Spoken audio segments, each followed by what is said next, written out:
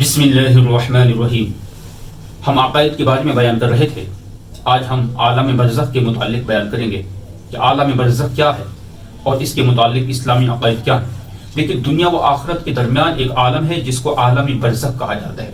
مرنے کے بعد اور قیامت سے پہلے تمام انسان اور جنات کو حسب مراتب اس عالم برزخ کے اندر رہنا ہوگا۔ دیکھیں یہ عالم جو ہے دنیا سے بڑا ہے۔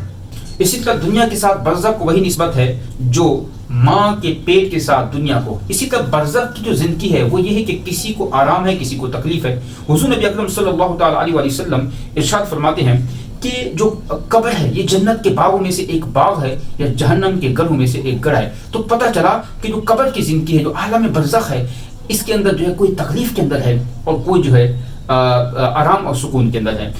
کا وقت پورا ہو جاتا ہے تو اس وقت حضرت اسرائیل علیہ السلام روح قبض کرنے کے لیے آتے ہیں۔ اللہ تعالیٰ ارشاد فرماتے ہیں فَإِذَا جَاءَ أَجَلُهُمْ لَا يَسْتَأْخِرُونَ سَاعَةً وَلَا يَسْتَقْدِمُونَ۔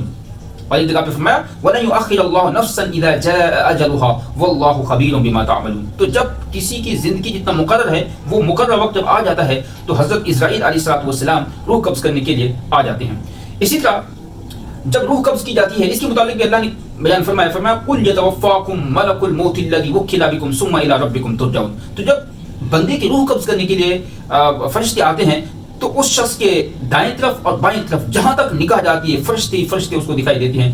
اب سوال یہاں پہ یہ کہ جو مسلمان ہیں اس کے پاس کون سے فرشتے آتے ہیں اور جو گناہگار ہے کافر ہے اس کے ساتھ کون سے فرشتے ہوتے ہیں؟ تو جو مسلمان ہے اس کے دائیں بائیں رحمت کے فرشتے ہوتے ہیں اور جو کافر ہے اس کے پاس جو ہے وہ عذاب کے فرشتے ہوتے ہیں۔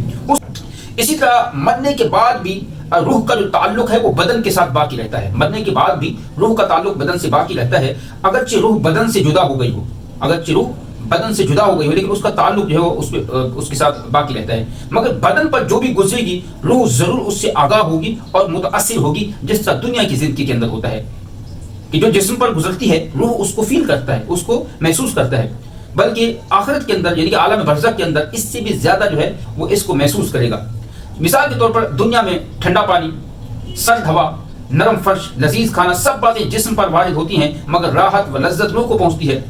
تو یہ تمام کی تمام چیزیں مرنے کے بعد بھی انسان کے ساتھ ہوتی ہیں۔ مرنے کے بعد مسلمان کی روح حسب مراتب یعنی جتنا اچھا ہوگا، نیک ہوگا، مسلمان ہوگا، متقی ہوگا، پرہیزگار ہوگا، مختلف مراتب کے اعتبار سے مختلف مقامات پر اس کی روح رہتی ہے۔ بعض مسلمانوں کی روح اس کی قبر پر اور بعض مسلمانوں کی روح جو ہے وہ اپنا جو زمزم کا کنواں ہے وہاں پہ رہتی ہے۔ بعض کی روحیں آسمان و زمین کے درمیان معلق رہتی ہیں، بعض کی روحیں پہلے آسمان پر، بعض کی روحیں دوسرے آسمان پر، تو یوں کر کے بعض کی روحیں جو ہے وہ ساتویں آسمان تک، اور بعض کی ساتویں آسمان سے بھی بلند، اور بعض کی روحیں زیر عرش اور بعض کی اعلیٰ علیین کے اندر ہوتی ہیں۔ لیکن کہیں بھی ہو جسم سے ان کا تعلق باقی رہتا ہے، جسم پر جو بھی گزرتا ہے وہ اس کو محسوس کرتے ہیں، اسے دیکھتے ہیں، اور قبر پر جو شخص آتا ہے اسے دیکھتے ہیں اور اسے پہچانتے ہیں اور اس کی بات کو بھی سنتے ہیں۔ اب سوال یہاں پہ یہ کہ موت کا معنی کیا ہے؟ موت کسے کہتے ہیں؟ یاد رکھیے گا موت کی ڈیفینیشن اور موت کی تعریف یہ ہے کہ روح کا جسم سے جدا ہو جانا۔ روح کا جسم سے جدا ہو جانا یہ موت ہے، نہ یہ کہ روح مر جاتی ہے، روح نہیں مرتی بلکہ روح جسم سے جدا ہو جاتی ہے، اس کو ہم موت کہتے ہیں۔ اچھا، روح کو جو فنا مانے ہمارے نزدیک وہ گمراہ ہے، بد مذہب ہے۔ اسی طرح مردہ کلام بھی کرتا ہے اور اس کے کلام کو عوام جن اور انسان کے سوا تمام حیوانات جو ہے وہ دیکھتے بھی ہیں اور سنتے بھی ہیں۔ جب مردے کو قبر میں رکھتے ہیں تو اس وقت اس کی قبر اسے دباتی ہے۔ اب سنیے گا تفصیل، جب مردے کو قبر میں رکھا جاتا ہے تو قبر اس کو دباتی ہے۔ مسلمان کو اگر وہ دبائے تو مسلمان کو دبانا اس طرح ہوتا ہے جس طرح ماں اپنے بچے کو پیار اور محبت سے دباتی ہے، اور اگر کافر ہے تو اس کو اس زور سے دباتی ہے کہ ادھر کی پسلیاں ادھر اور ادھر کی پسلیاں ادھر، ایسے۔ تو یہ مسلمان کو دبانا الگ ہے اور کافر کو دبانا الگ ہے۔ جب دفن کرنے والے دفن کر کے وہاں سے چلے جاتے ہیں تو مردہ ان کی آواز جوتوں کی آواز کو بھی سنتا ہے، اور اس وقت اس کے پاس دو فرشتے اپنے دانتوں سے زمین چیرتے ہوئے آتے ہیں۔ ان کی شکلیں ڈراؤنی ہوتی ہیں، ہیبت ناک ہوتی ہیں، ان کے بدن کا رنگ سیاہ ہوتا ہے، آنکھیں سیاہ ہوتی ہیں، نیلی ہوتی ہیں اور دیگ کے برابر شعلہ زن ہوتی ہیں، اور ان کے ہیبت زدہ بال ہوتے ہیں۔ سر سے لے کے پاؤں تک ان کے دانت کئی ہاتھ لمبے ہوتے ہیں جن سے زمین چیرتے ہوئے وہ آتے ہیں، اور ان میں ایک کو منکر اور دوسرے کو نکیر کہتے ہیں۔ مردے کو جھنجھوڑتے ہوئے جھڑک کر اٹھاتے اور نہایت سختی کے ساتھ سخت آواز میں سوال کرتے ہیں، اور پہلا سوال ہوتا ہے من ربک، تیرا رب کون ہے، ما دینک، تیرا دین کیا ہے، ما کنت تقول فی ھذا الرجل، اور تم اس شخص کے بارے میں کیا کہتا رہا۔ مردہ پہلے سوال کا جواب دیتا ہے، اگر اللہ کا کرم ہوا تو کہتا ہے ربی اللہ، میرا رب اللہ ہے۔ دوسرے سوال کا جواب دیتا ہے دین یا اسلام، میرا دین اسلام ہے۔ تیسرے سوال کا جواب دیتا ہے ہوا محمد الرسول اللہ، وہ اللہ تعالیٰ کے رسول ہیں۔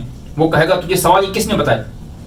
کہے گا میں نے اللہ کی کتاب پڑھی، اس پر ایمان لایا اور اس کی تصدیق کی، اور بعض روایت کے اندر یہ بھی آیا ہے کہ فرشتے جب اس کے اس جواب کو سنیں گے تو وہ کہیں گے ہمیں یہی یقین تھا کہ تم اس طرح کا جواب دو گے، اور اس وقت آسمان سے ایک منادی ندا کرے گا کہ میرے بندے نے سچ کہا، اس کے لیے جنت کا بچھونا بچھاؤ اور جنت کا لباس پہناؤ، اور اس کے لیے جنت کی طرف ایک دروازہ کھول دو، اور جنت کی نسیم اور خوشبو اس کے پاس آتی رہے گی، اور جہاں تک نگاہ پھیلے گی وہاں تک اس کی قبر کو کشادہ کر دیا جائے گا، اور اس سے کہا جائے گا نم کا نومت العروس، سو جا جس طرح دلہن سوتی ہے۔ یہ ورنہ وسعت قبر حسب مراتب مختلف ہے، بعض کے لیے 70 ہاتھ لمبی ہے، بعض کے لیے جتنی چاہے۔ مسلمان کے لیے تو جنت کا بچھونا بچھایا جائے گا، کافر کے لیے جو ہے آسمان سے آواز آئے گی کہ یہ شخص جھوٹا ہے، اس کے لیے آگ کا بچھونا بچھاؤ، اللہ اکبر، وہاں جنت کا بچھونا، اور یہاں کافر کے لیے آگ کا بچھونا ہے، آگ کا لباس اس کو پہنا جائے گا، جہنم کی طرف دروازہ کھڑکی کھول دی جائے گی اور اس کی گرمی اور لپیٹ اس کو پہنچے گی، اور اس پر عذاب دینے کے لیے 2 فرشتے مقرر ہوں گے جو اندھے ہوں گے، جو بہرے ہوں گے، اور ان کے ساتھ لوہے کا گرز ہوگا۔ پہاڑ پر بھی اگر وہ مارا جائے تو خاک ہو جائے، اس ہتھوڑے کو وہ مارتے رہیں گے، سانپ بچھو اسے عذاب پہنچاتے رہیں گے۔ دیکھیے گا جو عذاب قبر ہے یہ برحق ہے، عذاب قبر برحق ہے، اور یوں ہی جو قبر کے اندر راحت سکون ہے، جو تنعیم ہے، تنعیم قبر بھی حق ہے۔ جسم اگرچہ گل جائے، سڑ جائے، لیکن جسم کے جو اجزاء اصلیہ ہیں وہ باقی رہتے ہیں، اور قیامت کے دن اللہ رب العزت جب زندہ فرمائے گا تو اس وقت بھی وہ جو اجزاء اصلیہ ہیں وہ باقی رہیں گے، یعنی کہ وہ اتنا باریک اجزاء ہیں انسان کی ریڑھ کی ہڈی کے اندر ہیں کہ اگر دوربین یعنی مائکروسکوپ سے بھی اس کو دیکھا جائے تو تب بھی وہ ہو سکتا ہے کہ نظر نہ آئے، باریک ہیں، جس کو عجب الضم کہتے ہیں۔ کہنے کا مطلب یہ ہے کہ اللہ رب العزت نے جسم کے اندر ایک جز رکھا ہے جس کو عجب الضم کہتے ہیں، وہی جسم کی اصل ہے، اور اسی سے دوبارہ اللہ رب العزت زندہ فرمائے گا، اور جو دیگر جسم کے اجزاء ہیں، جو زائد اجزاء ہیں جس کو کہا جاتا ہے، وہ ان کا گھٹنا، ان کا بڑھنا رہتا ہے، لیکن جو اجزاء اصلی ہیں وہ باقی رہتی ہیں، اس کو عجب الضم کہتے ہیں۔ یہ اتنا باریک جز ہے جس کو نہ آگ جلا سکتی ہے، نہ زمین کھا سکتی ہے، اور دوربین سے بھی یعنی مائکروسکوپ سے بھی اس کو نہیں دیکھا جا سکتا۔ تو لہذا قیامت کے دن جب اللہ رب العزت دوبارہ لوگوں کو زندہ فرمائے گا تو اسی جسم اصلی سے، اسی جزء اصلی سے اللہ رب العزت زندہ فرمائے گا۔ اگر مردہ زمین میں دفن نہ کیا جائے تو جہاں پر پڑا رہ گیا یا پھینک دیا گیا، غرض کہیں پر بھی ہو، اس سے وہیں سوالات ہوں گے، وہیں ثواب ملے گا، وہیں اسے عذاب پہنچے گا۔ یہاں تک کہ جسے شیر کھا گیا یا شیر کے پیٹ میں شیر کھا گیا تو شیر کے پیٹ میں سوال جواب، ثواب عتاب جو ہے جو کچھ ہوگا وہیں پہنچے گا۔ انبیاء علیہ الصلوۃ والسلام، اولیاء حق، اولیاء کرام، انبیاء علیہ الصلوۃ والسلام، اولیاء کرام، حفاظ کرام، اسی طرح علماء دین، اور وہ جو جس نے اپنے جسم کو اللہ کی عبادت کے اندر مستغرق رکھا، عبادت کے اندر مصروف رہا، درود پاک پڑھتا رہا، تو جب یہ حضرات مریں گے تو ان کے جسموں کو مٹی نہیں کھا سکتی۔ اور جو شخص انبیاء علیہ الصلوۃ والسلام کی شان میں یہ خبیث کلمہ کہتے ہیں کہ مر کے مٹی ہو گئے معاذ اللہ، وہ گمراہ ہے، بد دین ہے، خبیث ہے، اور توہین کا مرتکب ہے۔ اللہ تعالیٰ کی بارگاہ میں دعا ہے آج جو سنا اس کو یاد رکھ لیں، اس پر عمل پیرا ہونے کی توفیق عطا فرمائے۔